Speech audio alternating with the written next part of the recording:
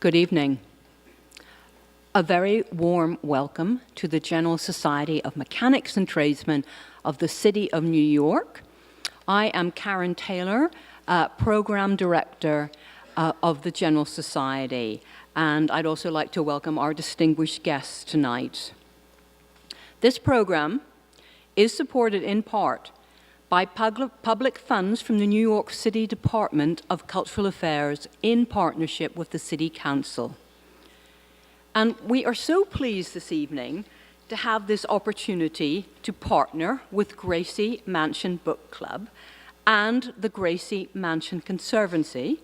And I want to express special thanks to Executive Director Paul Gunther and his colleague Sarah Gunther, and additional thanks to Thomas Donoghue, who has created a special window display in honor of this event.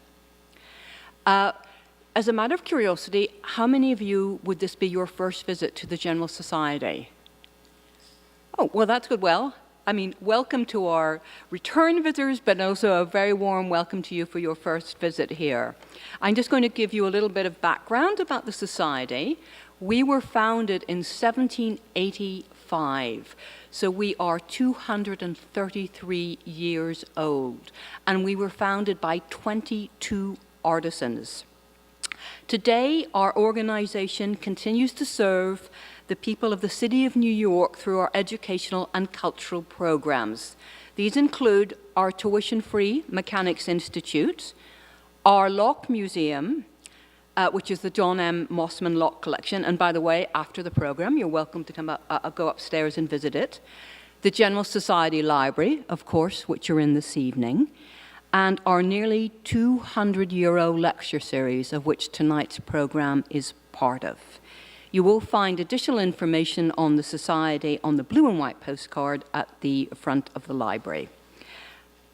To introduce tonight's program, and a special greeting from First Lady Charlene McRae to begin the evening, I'm very pleased to introduce to you Paul Gunther, Executive Director of the Gracie Mansion Conservancy.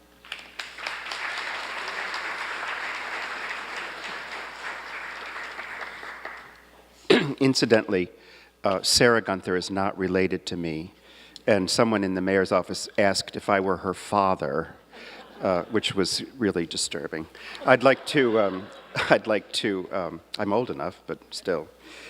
So welcome to the fourth and final installment in this second season of the Gracie Book Club, which was started in 2015 by First Lady Charlene McRae, along with one of our advisors, Tracy K. Smith, who's now Poet Laureate of the United States. This second season was devoted to the theme of New York 1942, which was tethered to the 75th anniversary of Gracie becoming the People's House and the official home of mayors. That LaGuardia became very much came there because of the war, because of what we would call Homeland Security and they called civil defense. I'd like, before we start, to give a particular shout out to my boss, who's Gabrielle Fialkoff, who's the senior advisor to the mayor and has come here this evening, so thank you. And also a very special honor to welcome some of our vets, and in particular, H.P. Schroer, who served in the Pacific Theater in the Second World War, if you could stand up. And Mr. Schroer, who must have been really, really young, you must have enlisted before you were allowed to, is Mate Schroer, and he was called HP, which stands for Harold Peter, but we're told that it really was became known as Hot Pilot, because even though he was risking his life as a gunner and an operator in a privateer, the B-52, the B-24 of the Navy was a privateer. He had time to do some bends and turns and show off a little bit. So it's a special honor to have you here, as well as Dan McSweeney and Donnell Simon, who have served in the Gulf War and in the Iraq War. So we're very happy to have you.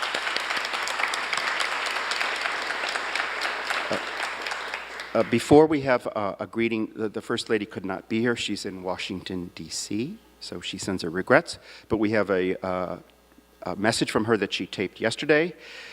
But I did, besides thanking the General Society, which is a very fond place in my heart, Victoria and Karen, I love coming here, and they have a new carpet. I'm very pleased to see it.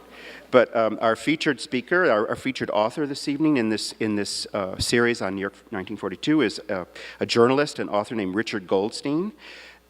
His great fascination with World War II, and in particular, New York during the war. Besides Helluva Town, he has written American at D-Day and Spartan Seasons, How Baseball Survived the Second World War, which in fact is a very, very interesting story. He writes for the New York Times and served there as an editor. He's a Brooklyn native and a graduate of Brooklyn College, followed by a master's in political science from the University of Michigan. Our shout out to Ann Arbor. Serving as a moderator and co-panelist is a former colleague of mine named Dr. Jan Ramirez. And Jan Ramirez is a New Yorker who did her undergraduate studies at Dartmouth and got her Ph.D. in American Studies at Boston University. She is the founding curator and executive vice president of collections of the National September 11th Memorial and Museum. So when you go there and you see that experience, it's her that did that. And before she had that very sort of solemn, complicated assignment, she was my colleague at the New York Historical Society. She was the head of the museum. The Historical Society has a director of the museum and a director of the library, and she initiated our 20th century. It took us a while, but we finally decided the 20th century was worth collecting. So we started to collect it, and she also came up with something called History Responds, which was a much quicker capacity for historical societies to glean the primary materials as history was unfolding. And lastly, a great pleasure to welcome back Dr. Farah Jasmine Griffin, who helped start this season. We started in the fall at the Schomburg Center with a very great novel. If you haven't read it, you should, call The Street by Ann Petrie. And her most recent book, Harlem Nocturne, in fact, discussed Ann Petrie. It's a very great sort of underknown novel, very powerful. Dr. Griffin is a Harvard College graduate, followed by a Ph.D. at Yale in 1992. She serves currently as the William B. Ransford Professor of English, Comparative Literature, and African American Studies at Columbia University. And she has written many, many, many books. It's quite extraordinary. In fact, you must be due for another one. But I urge you to look her up. There's really so many that she has written and edited. And I was very impressed in looking at her resume that she was a fellow at the New York Public Library's Cullman Center, which, as you know, is a great measure of regard on the city's behalf. I think she's a real bard of New York City, and it's a pleasure to have you. She knows a great deal about this time in New York. And with that, I would now pass to First Lady Chirlane McRae. Again, not only our First Lady, the founder of the book club, and immediately following, Mr. Goldstein will come up and read some passages from the book, followed by the panel. Thank you very much.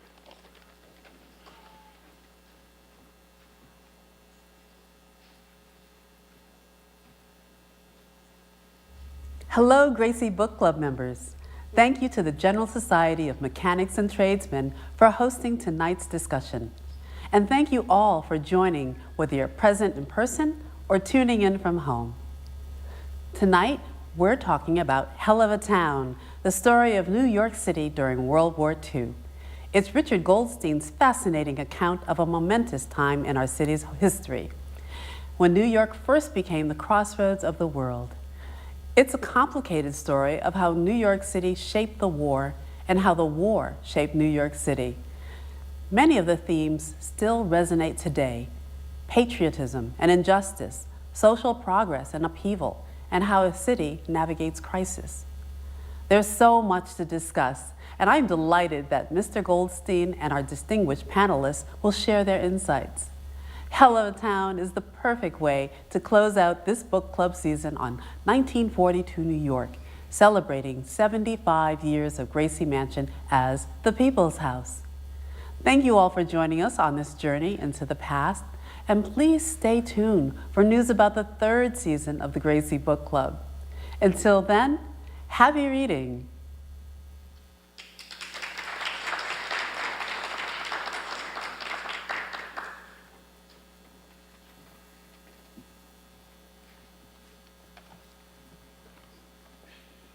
Hi, good evening. Can you all hear me? Okay. Oh, good. Okay. I'd like to thank all of you for being here on this beautiful day and for venturing inside for a while. Also, I'd like to thank Paul and Sarah Gunther of the Gracie Mansion Conservancy for inviting me. By the way, they're not related, in case you weren't aware of that. And also the General Society of Tradesmen and Mechanics. I'd like to read just a couple of passages about New York City soon after the outbreak of World War II, 3 weeks after the Japanese attacked Pearl Harbor. Just to kind of set a context for this, there was something approaching panic on the West Coast, fears that somehow the Japanese might invade California, or Oregon, or Washington.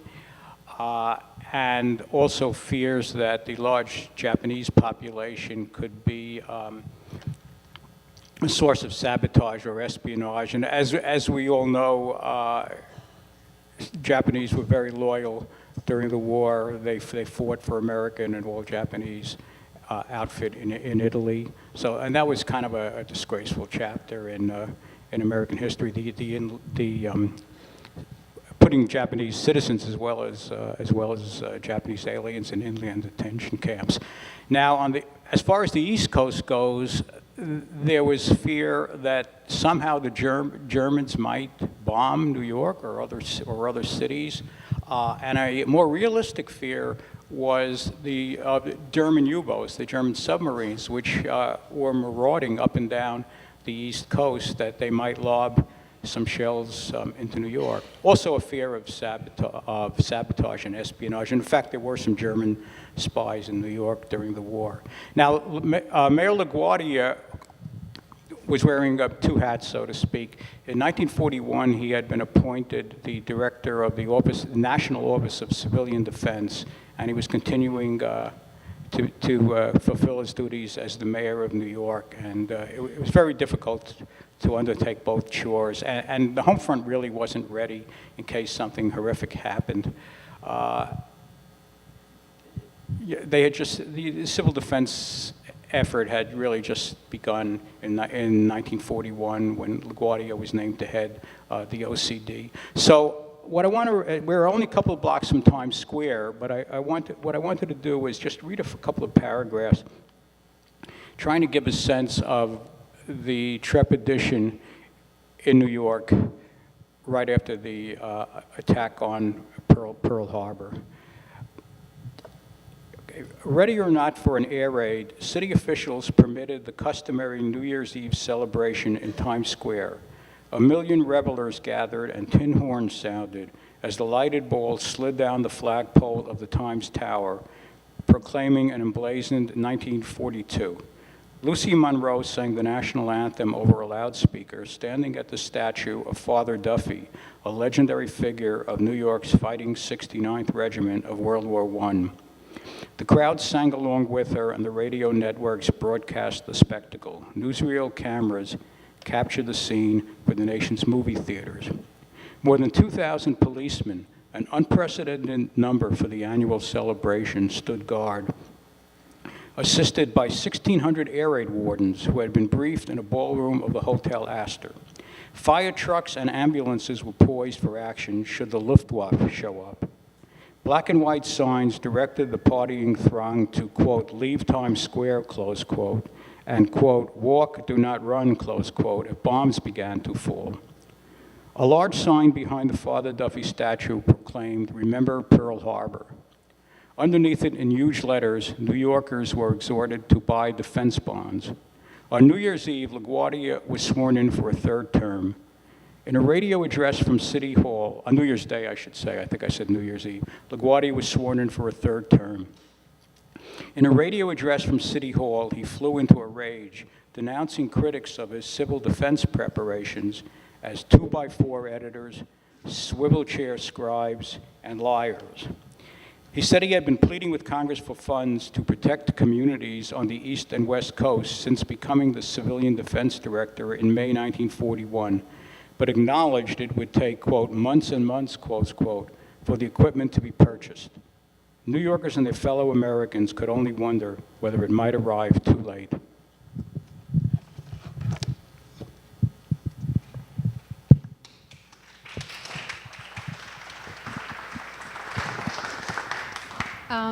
Thank you, and welcome again. And this today, Paul wanted me to say, and I will happily say, today's Flag Day, the night of Flag Day, and patriotism is certainly not incidental to our conversation this evening. I think we all know, in essence, what the threat was coming from abroad. Hitler, in particular, had an obsession against New York City, which he saw as a mongrel culture. He threatened to burn its skyscrapers down like, tinder box. But I'm wondering if you could talk a little bit more. And one thing I thought was fascinating in the book was the homegrown threat that actually lurked or lived, in our neighborhoods. Maybe a little bit more about Yorkville, for example, and what was happening in East Harlem. And Sure. The German-American Bund, which was something of a ragtag outfit, German nationals, some of them may have been citizens. It was led by a fellow named Fritz Kuhn, who was basically a ne'er-do-well. He never could find a decent job in America. He was a German national. But they put together this neo-Nazi organization. In 1939, there was a huge rally, German-American Bund rally at Madison Square Garden. When most of those who were in this Bund lived in on the Upper East Side, which was then heavily German and to some extent Hungarian. They had youth camps out on Long Island. And they were kind of rabble-rousers. There was a fellow named Joe McWilliams who was running for Congress who would who would have rallies on a kind of soapbox up in Yorkville. The New Yorker called him Joe McNazi. The Bund was essentially shut down after the attack on Pearl Harbor. A number of the leaders were rounded up as subversives, and Fritz Kuhn was tried and convicted of fraud for stealing money from the Bund itself, and he was deported to Germany. He went to jail. He was deported after the war. So they were, something of a menace. But it's interesting that Hitler really didn't want to have anything to do with Fritz Kuhn. He regarded him as a clown. And in the years right before we entered the war, the Germans were trying to keep us out. And he did not want to see things going on in the United States which would reflect even worse on the Germans than was the case at the time. They'd already invaded Western Europe, so he didn't have much use for Kuhn. Apart from a more serious threat, really, to New York came from the landings of 8 German spies and would-be saboteurs on Long Island in 1942. There were a number that landed on the island. Another group landed in Florida, and they were going to look to damage rail networks and industrial facilities. And it's kind of an odd story. The ones who landed on Long Island, they changed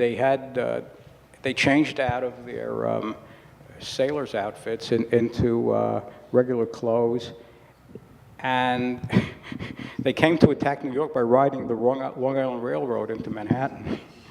And it so happened there was a Coast Guard facility near there, and a sailor named John Cullen, who was patrolling the beach, saw that they had the equipment that they had left behind, and the FBI was alerted, and two of them got cold feet soon afterward and turned themselves in, and eventually all the 8 were rounded up in New York and Florida, and most of them were executed after a military trial in Washington. There was also an abortive spy effort, including involving an American national and a trained German spy.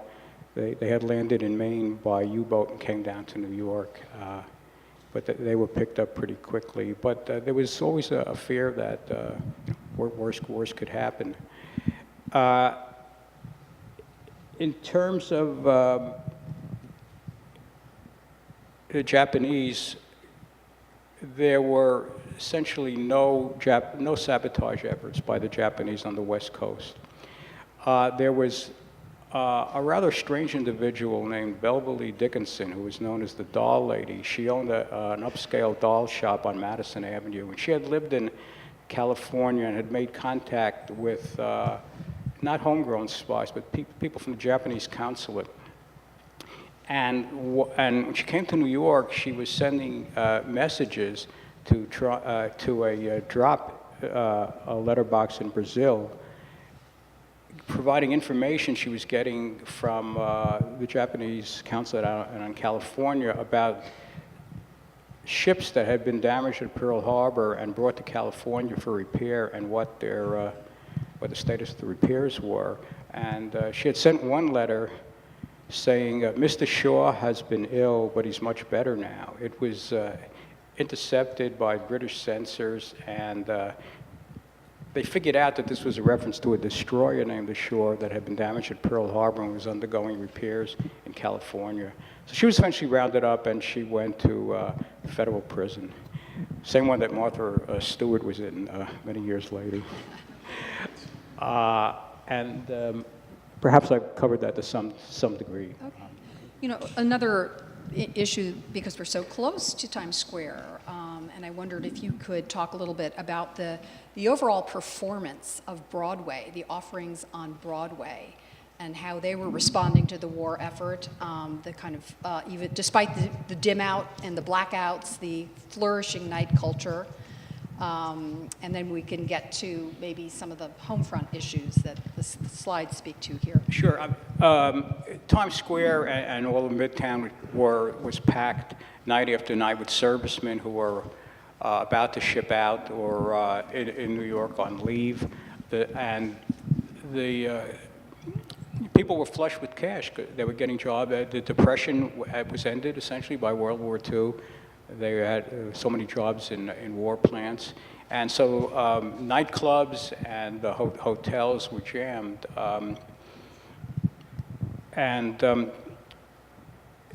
The Broadway theater persevered, even though the ambiance was rather strange. There was a dim out in New York. I'll mention the difference between a dim out and a blackout, but in a dim out, there were the neon lights were off in Times Square, and you couldn't have lights on at night in the upper reaches of apartment buildings. The lights in Coney Island were dimmed, and the reason for that was there was a fear that the lights could cast a silhouette of American ships in the harbor, and they could more easily be picked off by German U-boats. But nonetheless, Broadway flourished. The themes of fighting against isolationism were sounded by noted playwrights like Lillian Hellman, Robert Sherwood, and the like. But I thought I wanted to touch on, in particular, one show which occasioned the title for my book, On the Town, 1944. And the song New York, New York was New York, New York, it's a Helluva Town, the Bronx is up, the Battery's down, and you know the rest of it. This was in part a farce and in part a poignant commentary on young men and young women having fleeting romances, knowing that chances are almost certain they would never see each other again. And also the loneliness of servicemen in New York.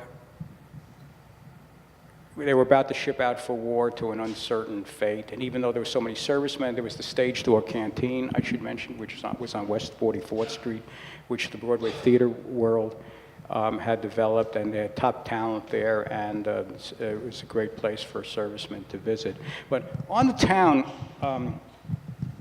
had some of the most terrific talent in the music and Broadway world. And what amazing thing is they were all in their mid-20s. Leonard Bernstein wrote the music. Jerome Robbins did the choreography. Betty Comden and Adolph Green did the book and lyrics. And it's a story about, which you may presumably know, about three sailors in New York. And they come into the Brooklyn Navy Yard, and they're looking to pack a lifetime into the 24 hours they have before they have to ship out again. And they see an advertisement in the subways for Miss Turnstiles, which was kind of a predecessor to Miss Rheingold. It was an advertisement sponsored by the subway system in Macy's.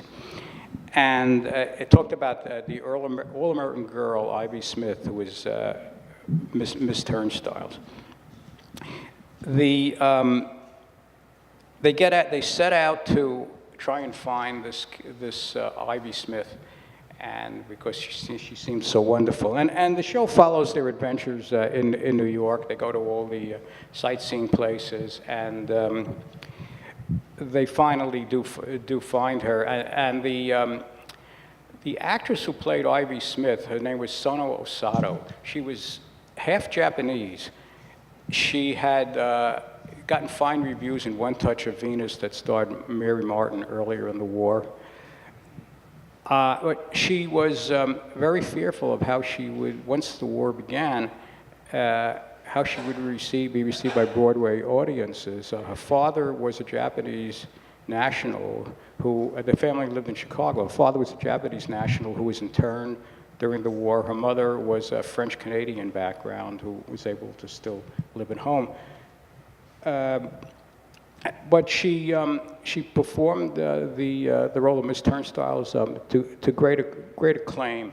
So here was a case where New Yorkers accepted somebody of part German origins, despite what was happening overseas. And there are two particularly poignant songs in it. One is Lonely Town, where one of the sailors sings about there are all these servicemen, so much is going on in the town, and yet if you're here and you don't know anybody, wherever you are and you don't know anybody, it's a lonely town. And there's another ballad called Some Other Time, where the 24 hours are up and the sailors are telling the girls, well, we'll catch up again someday, and all the lines end with some other time. The girls know, the sailors know they'll never meet again. The sailors don't know what their fate will be as they go back to their ship. And it was a big hit. And another big hit, which I'll just mention briefly, was Oklahoma, which opened in 1943. It told about the Oklahoma Territory when it was on the brink of becoming a state. That was Rodgers and Hammerstein, and the music and lyrics are timeless. And both On the Town and Oklahoma have been revived many times. And Oklahoma was kind of a salute to American optimism and Americana at the time when we were sorely being tested. And it was a nice respite from the war worries for the audiences. Yeah. Well, with that, which is interesting, this sort of marketing of nostalgia and optimism and home front unity. Certainly here in New York, there are fissures in that, to say the least. And I think one thing I took from your book that I knew very little about is what erupted in Harlem in August of 1943. I think one of the slides depicted the aftermath, and I wondered if one of you would, maybe Farah, if you'd like to just talk a little bit about that. Yeah. Yeah. I was going to ask maybe Farah, because what was going on in, oh, you have your thing. Well, I mean, I think it's the context in which what became known as the Harlem Riots of 1943 erupt are still very much the context of New York in World War II, that Harlem was sending young men off to war, but they were sending them to a segregated military. And many activists had decided that, unlike World War I, where Black intellectuals and activists encouraged African Americans to just fight in the war and to put aside their calls for civil rights, that they would instead both make claims on the nation and at the same time fight in the war, that they would just demonstrate that patriotism but also make claims on the nation. But they were fighting in a segregated war. There was the sense that there was a great deal of police brutality in Harlem, that there was limited housing, high prices for food, and so Harlem felt like a tinderbox. And at the same time, it's this very culturally vibrant place that's producing dances like the Lindy Hop and wonderful, exciting nightclubs and things like that. But a young, and you write about this in great detail, a young soldier, Robert Bandy, is at the hotel, the Braddock Hotel in Harlem. A young woman named Marjorie Polite gets into an altercation with a police officer. Robert Bandy is there with his mother and his fiance. He steps in to defend Marjorie Polite, and the police officer, he and the police officer have their own altercation, and he's injured. And the police officer takes him to the hospital. He survives it, Private Bandy does. But the rumor on the street is that a white police officer shoots and kills a young Black man in uniform. And this rumor is just, it's like a match that lights the flame for people who are already very frustrated about a segregated military, frustrated about the treatment of Black soldiers in Southern boot camps and things like that. And so we get the start of the 1943 Harlem Riots, and there are two great chapters about that in this book. So, Thank you. Yeah. I'm sorry. Go do you ahead. want Go to on. No, go on. Yeah, as Dr. Griffin was saying, that was the rumor that a Black policeman had shot and killed a Black GI was the spark. But the grievances had been piling up for decades. And there was a riot in Harlem in 1935 that was occasioned by a Latino boy getting arrested for shoplifting at Blumstein's department store, which was the main department store in Harlem, and I believe did not have any Black employees. And there were promises were made, but I don't think too much really occurred to better a lot of African Americans.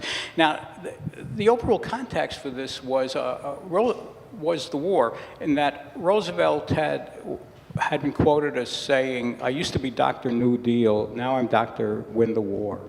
So there were not going to be expenditures to deal with social issues. There were not going to be initiatives to deal with civil rights problems. Roosevelt was not going to challenge the time-honored segregation of the armed forces.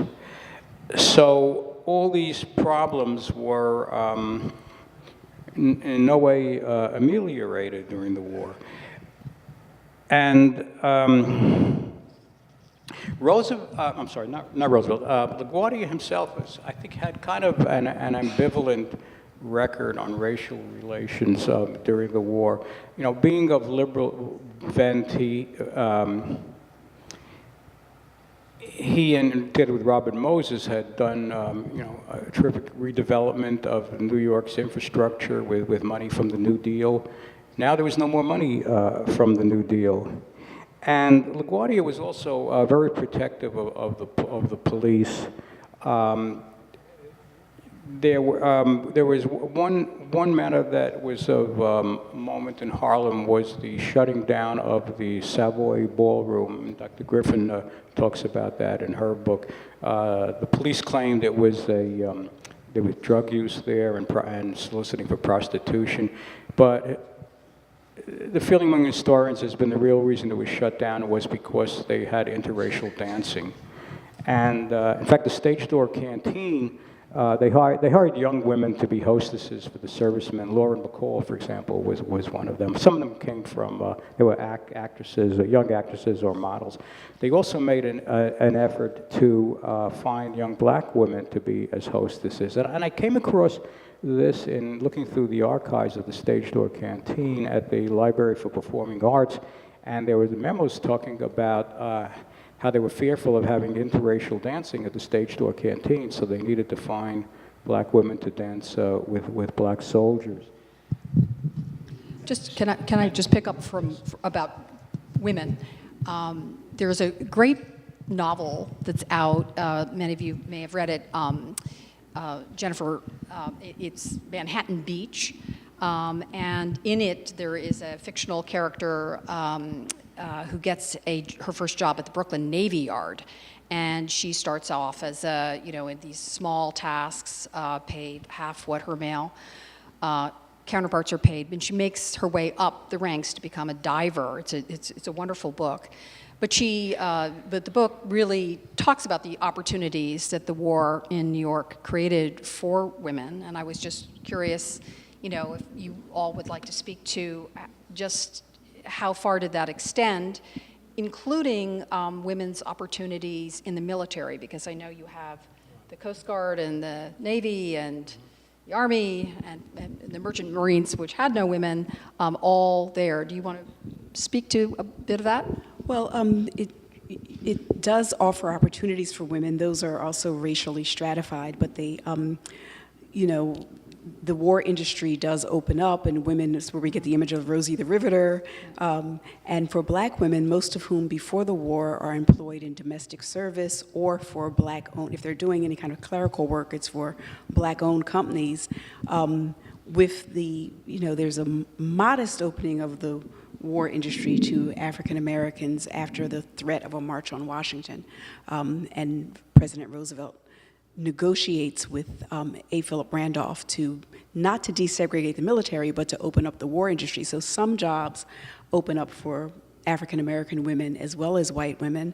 And even again, those, the military, that begins to open up for women is very slow. That's a very segregated process, but there are, and we see here this picture of the Coast Guard, which is one of the early ones to break the racial barriers, but things like the waves and what is the other, spars, right, open up as well. So let me just touch. That's a very good synopsis, and let me just touch briefly on the military aspect of that with African American women.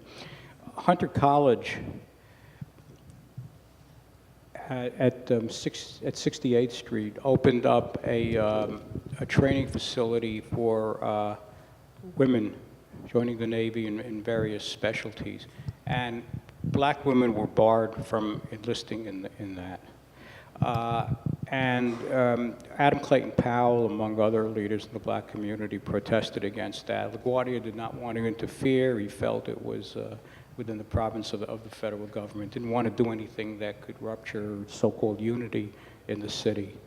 That practice ended after the Harlem Riots. It was one of the things that came out of that. It's late in the war they began accepting black women.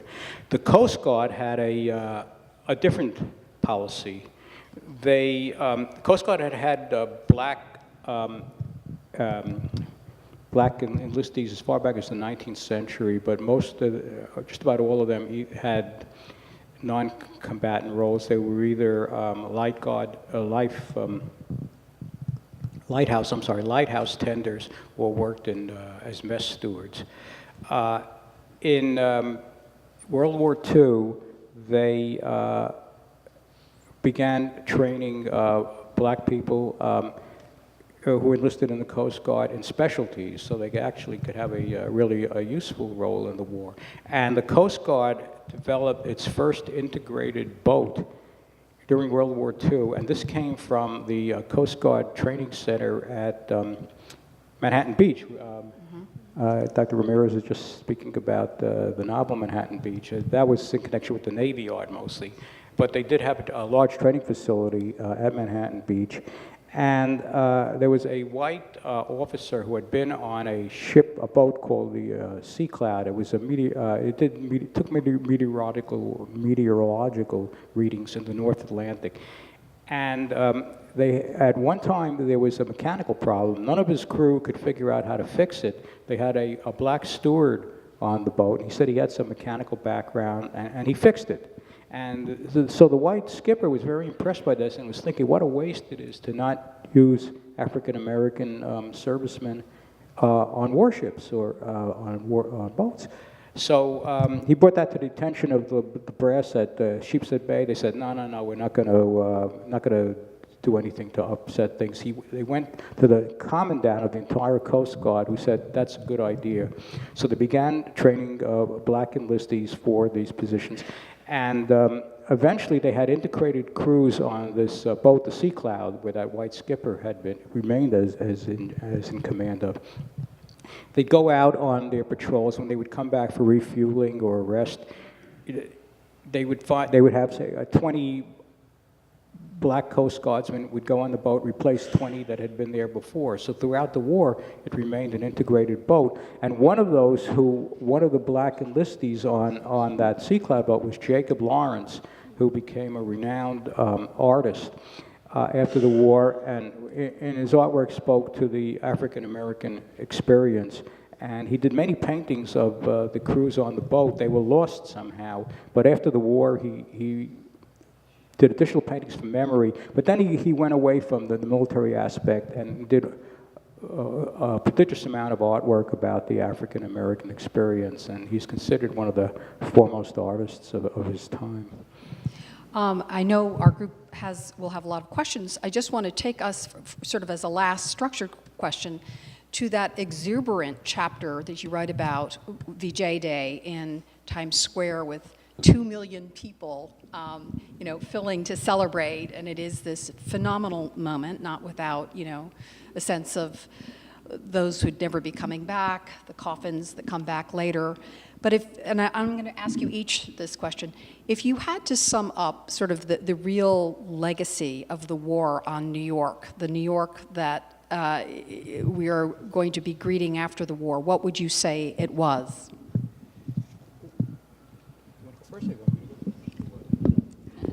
There's so many, but I think that one of the legacies is that wartime is a time of crisis for the city, for everywhere, but that it's also a time of opportunity. That crisis creates opportunity, and in terms of the people that I research, women and people of color, it provided opportunity for employment, for putting certain kinds of pressure on the government, and so I think it creates a kind of more open society as we kind of strive for this unity. Our contradictions become apparent, and so then there's a way of trying to resolve them. So for me, that's a major legacy of the war. I'll just go through this quick. Can you still hear me okay? On this mic? Okay. I'll just go through this really quickly, but I had kind of made some notes on how New York emerged as the undisputed world capital, surpassing London after the war. Of course, Europe had been totally devastated. It needed everything. A city like Detroit, which had converted from automobiles to building ships to building planes and tanks, had to retool after the war. New York didn't, aside from the Navy Yard and shipbuilding, it did not have large war industry. It had small things like electronics, machinery, garments, and they were able to ship these products to Europe after the war, and I think that created lasting goodwill, certainly for America, beyond our soldiers and the sailors being over there. And then, of course, the Marshall Plan came along a few days later. But also the banking and large corporations thrived with the implementation of what was called the Bretton Woods Conference, which replaced the British sterling with the American dollar. So there were enhanced trade opportunities. The UN had its first meeting at Hunter College in 1946, and also met in 1946 at the Flushing Meadows, the site of the World's Fair. And then the plans were begun to build the UN building, which I think was finished in 1952. And also, plans were begun to build what became Idlewild and then JFK Airport. So New York was becoming the hub for the world community in several additional respects. In addition to that, the advertising agency flourished. I'm sure you all remember Mad Men, because there were so many products that companies who had devoted their efforts to supporting the war effort could now provide the consumer goods. For example, Lever Brothers, the soap merchant, built the Lever building on Park Avenue because they did that instead of doing it in Chicago because the advertising agencies were here, and New York became the cultural center of the West. During the war, French emigres like André Breton, Max Ernst, Marcel Duchamp from the abstract expressionist movement had fled France, and they produced artwork in New York. Some of them remained in New York, but the main American contribution to, I think, the art world was the abstract expressionists, which flowered during the war, most notably Jackson Pollock and Mark Rothko, Robert Motherwell, and Peggy Guggenheim, who had been overseas during the war, created a Art of the Century museum during the war, where they showed a lot of their work. And fashion also, the French couldn't do much in the fashion world during the war, and the Americans became the center, at least for a time, of the fashion world after the war. I also think one of the interesting sort of epilogue pieces is this great engine of New York Harbor ultimately silts up, it's polluted, the docks are derelict, so New York's sort of automatic title to being the world's great port city as a result of World War II really is threatened, and it creates a new form of World Trade Center, in the 1960s, planning for a vertical port, not necessarily a water port.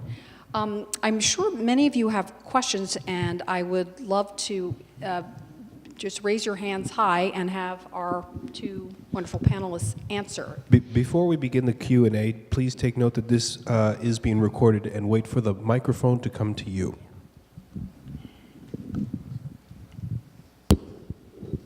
So, questions, folks?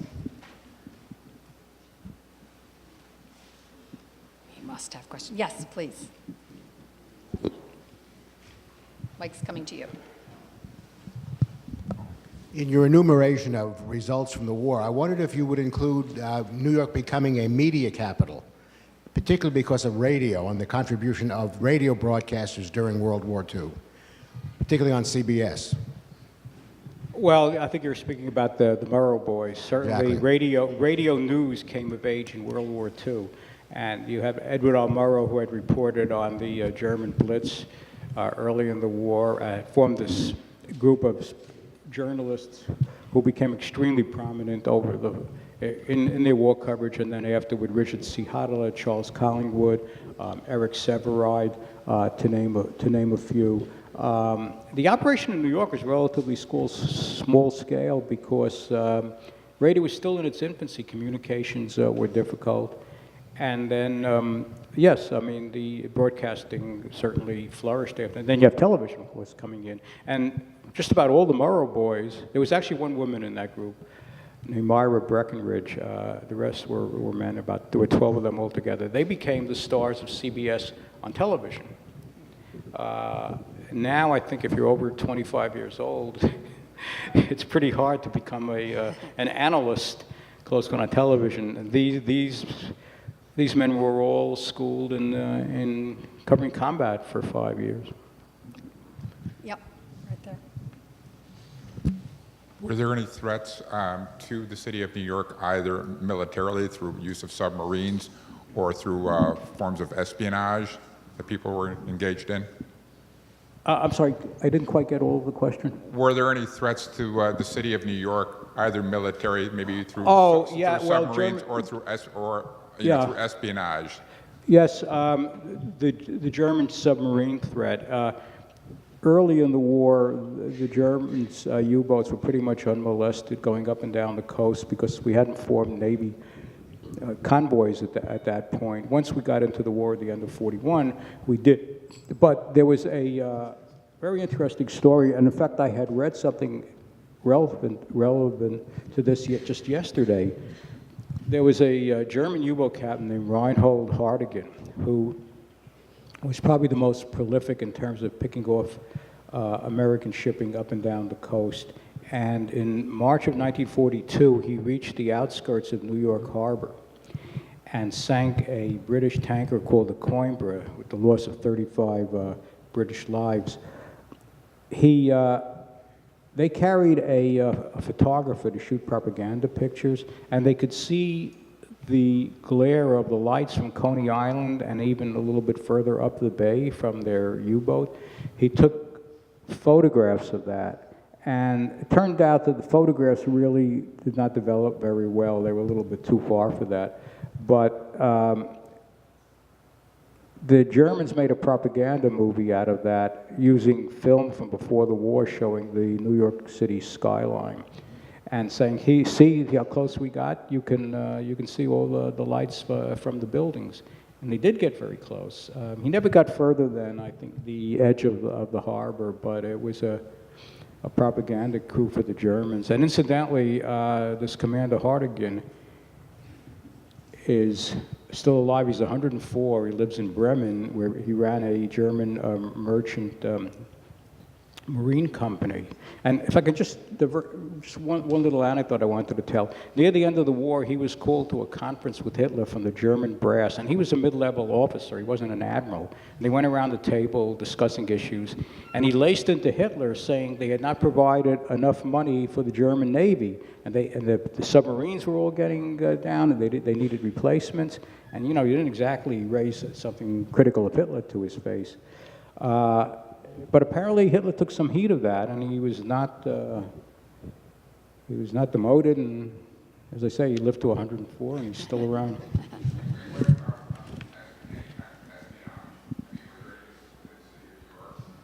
Well, I had mentioned the few saboteurs that got into the city with the idea of sabotage, but they gave themselves up fairly quickly. And there was another incident in 1944 where spies got into the city, but they also were apprehended quickly. So, there was that fire on the Normandy. This was the luxury liner of the 1930s being converted into a troop ship, and there was it capsized while the fire was being fought. This was on a pier off the West 40s.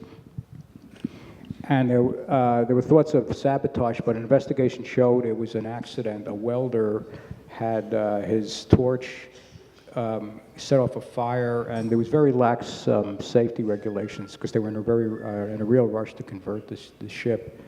But and it was never. By the time it came to right the ship, and incidentally, it turned over because the fire department messed up by pouring too much water into one side of the ship. By the late war years, when it was possible to actually convert it into a troop ship, there was no need for it anymore. They had enough troop ships there, and it was sold for scrap. There are some bronze doors from the Normandy, though, that are at a church in Brooklyn Heights. So some of the accoutrements have been saved, but the ship was a loss. Is there a question here? Yeah. Richard, could you take us back to that iconic photo and that iconic moment in history when the war is over and 2 million people converge on Times Square without social media? What was the word? Was it radio? How was the word being transmitted? Well, the news was so electrifying, and it was anticipated. It was right after the bombing of Nagasaki and Hiroshima that Truman announced it. Maybe that's what I should say, over the radio, and within minutes everybody knew, and people converged all over the country on the cities. Of course, what that's remembered for really is the so-called kiss, the sailor and the nurse kissing in Times Square. It was captured by a photographer for Life magazine, and there's been There must be a dozen women and a dozen men who have come forward over the years saying they were the sailor or they were the young woman. And there's one person named, oh Christ, her name escapes me now. I did an obit on her for the Times when she finally died. Until her dying day, she maintained she was the nurse, and it's never been concluded who it was. But it doesn't matter. This was a symbol of joy at the end of the war. Okay, one more question here. Yeah. Right, you? Yeah. Can I ask two more? Yeah. I wanted to ask Dr. Griffin, if you read The Street and some of the other women and artists that you have studied and written about, it's even though the tumult of the war, they seem curiously unaware of it, or curiously, and I wondered, is it because the rigors of their daily lives, or were they more aware of it than the authors let on? I found it very curious in reading The Street to what extent I kept waiting for a more overt reaction to the international events than seemed to be relayed, and I was curious about that. So the way that Ann Petrie writes about the war in that novel, the novel's actually set shortly after the war. She doesn't have her character respond to it right away, except that she does recognize that there's some employment opportunities available. But what she does have is she has a male character who is a musician and a band leader, and he talks about why he won't go to war. And he says that he has this he has someone who helps him get out of the military physical, and he says because he won't fight for this country. And so that's the only place in her work where you actually see something about it, whereas the other two women, the dancer Pearl Primus and the band composer and arranger Mary Lou Williams, are often playing for servicemen and playing at benefits for servicemen, dancing for them, playing at places like Cafe Society where they also are playing for servicemen. But it's not, the war isn't immediately reflected in the fiction. I was going to say about the Harlem Riots, though, is that we get great writing out of the Harlem Riots. So James Baldwin writes about it, and Ralph Ellison writes about it, and Langston Hughes writes about it. And they all write about the war as well. But I think the riot feels more immediate. Great. Thank you so much for this history. It's so important. New York lives and grows from its history. Some people say that one quarter to one third of the troops that served in World War I were actually New Yorkers. They were in close proximity to the port and they could deploy easily. Do you have any sense for the amount of New Yorkers that left the city and went to serve? And then if I can go out on a limb, we have a World War II vet here. I would love for him to be able to say a few words if that's possible. I'll just say quickly that the figures were, excuse me, more than 800,000 New Yorkers served in the war. I experienced Times Square in 1945 and the eve of 1946. I happened to be assigned to Shore Patrol. So I saw those three You were busy. visitors in New York. All I can say, it was a time that our country was united. The whole country supported the war. And there were tears and happiness that exuded throughout Times Square. And I only wish that existed today. Thank you so much for being here.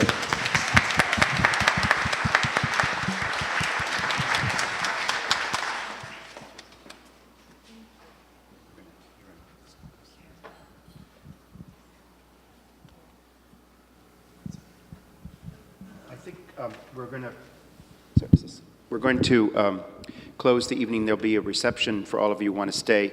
I think we can, if you need to say goodbye to our online audience, I'm not sure the time constraint. I hope not, but just in case. But to conclude, it's a wonderful tradition going back over 2 centuries at the General Society to salute those who have spoken in this probably the longest lecture series in in America, at least New York. So Victoria Dengel, who's the president, executive director of General Society, will take us out. So thank you, everyone, so much.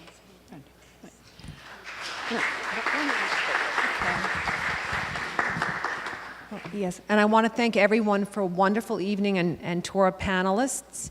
And it feels so good to be doing this on Flag Day. And well, the General Society of Mechanics and Tradesmen, yes, we are very modern with a very vibrant lecture series and a vibrant Mechanics Institute and historic building, but we also hold fast to our traditions, and patriotism runs through our organization.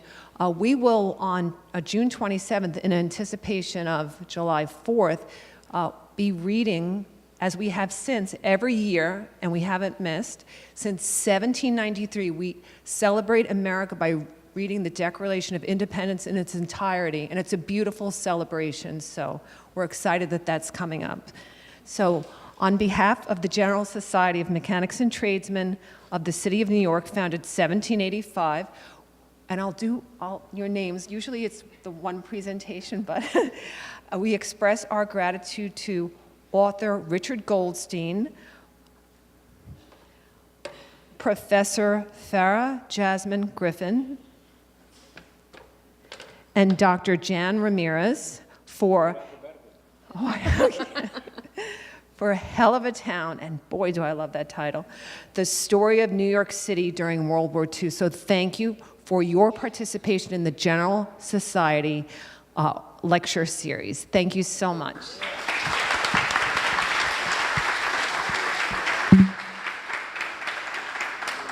And because as many of you may know who have come here before, when we make friends, we make them for life. So we've made you all honorary members of the General Society Library for life.